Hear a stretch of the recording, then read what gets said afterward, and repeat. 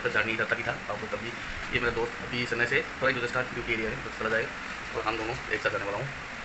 Just 4 hours की दूरी में हम लोग का जर्नी अभी स्टार्ट होगा 10 o'clock से। And thank you everyone.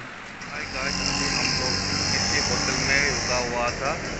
मैं आकर कल रात को 2 बजे हम लोग इधर ही पहुँचा था। 2 बजे के बाद इधर इस होटल में था और इस जगह से हम लोग का ड्यूटी एरिया में जाने वाला हुआ। अभी 10 बजे हम लोग का बसेस है। बस से हम लोग अपना जगह ड्यूटी पोस्ट में पहुंच जाएंगे और ड्यूटी के लिए रेडी हो जाएंगे। आप लोग के साथ बने रहता हूँ और आप लोग मेरा चैनल को सब्सक्राइब कीजिए, हो सके तो मुझे फॉलो कीजिएगा। Thank you everyone.